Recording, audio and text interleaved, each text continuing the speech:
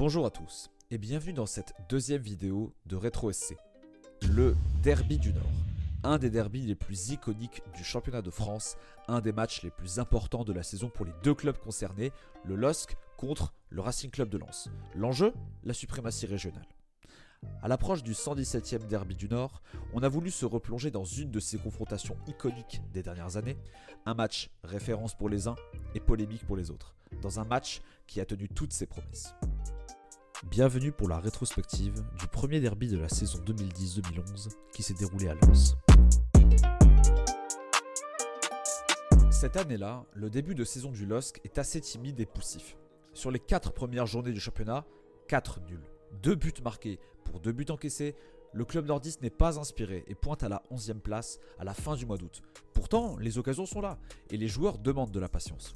Une réaction après la trêve est alors attendue, d'autant que la 5e journée marque la première manche du derby à Lens, où les joueurs, pour certains issus du cru à l'image de Mathieu Debuchy, sont conscients de l'importance de l'événement. Quoi de mieux qu'un derby pour enfin lancer la machine en championnat? Les Lensois, eux aussi, ne sont guère plus en forme. Champions de Ligue 2 en 2009, ils ont terminé l'exercice 2009-2010 à une solide 11e place, remplissant leur objectif maintien, et ils espèrent donc confirmer cette saison. S'ils ont battu sur la plus petite des marges Arles-Avignon lors de la 2e journée et ont accroché le point du nul contre Monaco la suivante, ils ont été vaincus à 2 reprises et totalisent donc le même nombre de points que Lille. Les deux équipes doivent se relancer, et comme à chaque affrontement, la suprématie régionale est en jeu.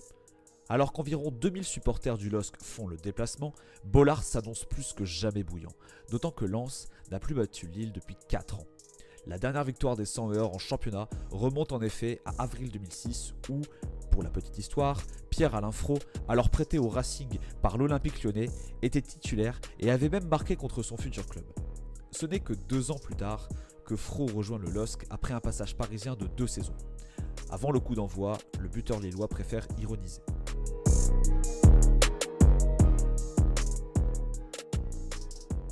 Nous y sommes.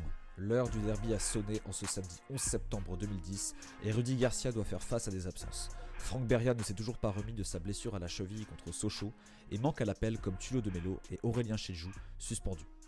Au sein de son 4-3-3 habituel, l'entraîneur des Dogs titularise Emerson sur le côté gauche et Rosenal dans l'axe. Au milieu, du classique avec Eden Hazard et Gervinho sur les ailes, ainsi que Moussasso, titulaire surprise, alors que Garcia avait souvent recouru à d'autres alternatives les matchs précédents. Le Racing, entraîné par Jean-Guy Valem depuis la remontée en 2008, évolue lui en 4-4-2 à plat sans Eduardo. L'attaquant brésilien ne figure pas sur la feuille de match, à contrario de Tuafilou Maolida, meilleur buteur de la formation artésienne la saison précédente avec 13 réalisations, toutes compétitions confondues. Il est associé à la pointe de l'attaque au Tunisien Issam Djema. Au milieu, c'est soir de première pour Grégory Sertic qui vient tout juste d'être prêté sans option d'achat par Bordeaux et qui est aligné dans l'entrejeu avec Hermark. Derrière, pas de surprise. L'expérimenté arrière-droit tout juste promu capitaine par Valem, Johan Desmond, est bien entendu titulaire. Le portier croate Verdan Rougneux, adulé du public lensois, est aussi de la partie. Le match débute et il est arbitré par Tony Chaperon, un arbitre déjà fortement décrié à l'époque. La rencontre démarre et les premières incursions sont lensoises. Coup sur coup, Michael Landreau doit s'interposer face à Desmond tout d'abord, puis face à Djema qui s'essaye au quart d'heure dans un angle fermé. En terre hostile, le LOSC riposte et se montre dangereux. Hazard décale Moussasso sur sa gauche, dont la frappe enroulée est déviée en corner. 7 minutes plus tard, Johan Cabaye est trouvé plein axe aux 30 mètres et lance aussitôt Gervinho dans la profondeur. L'ancien Manceau déclenche une frappe croisée du gauche qui finit sa course dans le petit filet opposé de Rougneux et ouvre le score. Le parquage lillois exulte et Gervinho inscrit son premier but de la saison. 10 minutes plus tard, il est tout proche de doubler la mise après un festival du trio offensif. Hazard sert Sceaux qui d'une aile de pigeon remise immédiatement sur Gervinho. L'Ivoirien prend de vitesse la défense lensoise, élimine Rougneux mais ne parvient pas à rabattre suffisamment le cuir vers la cible. Lille est très bien en place. Desmond s'essaye d'un extérieur qui n'attrape pas le cadre, puis le match prend un tournant inattendu. Sébastien Roudet perd ses nerfs, il conteste et applaudit ironiquement une décision de Tony Chaperon qui dégaine un carton rouge direct. Suite à cette décision fortement litigieuse, les esprits s'échauffent et la rencontre devient explosive, les joueurs se rendant coup pour coup. Après un léger accrochage avec Debuchy, Balmont et Djema sont à 2 doigts d'en venir aux mains.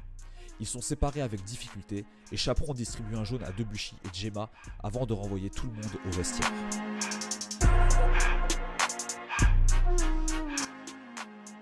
On pense alors au retour des vestiaires que les esprits se sont calmés entre temps, mais ce n'est pas le cas du tout.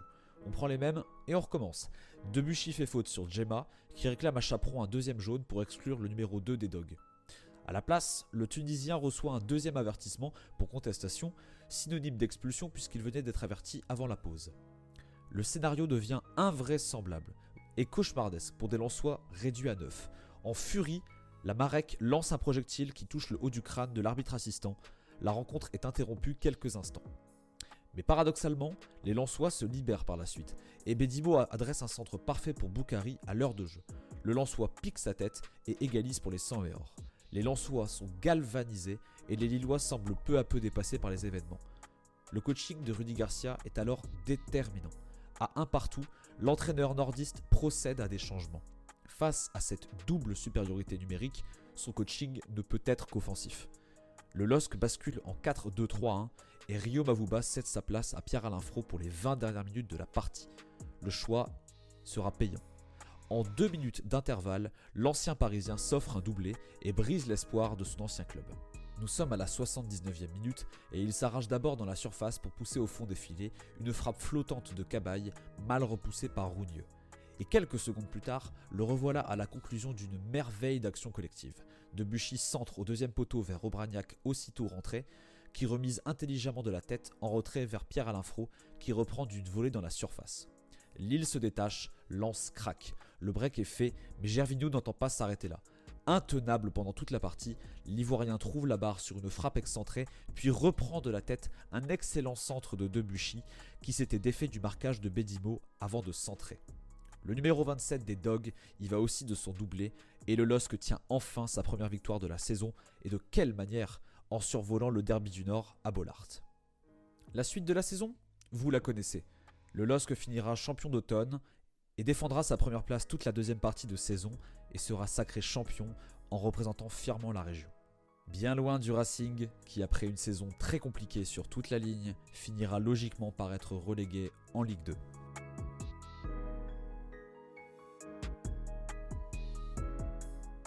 Voilà pour cette deuxième vidéo.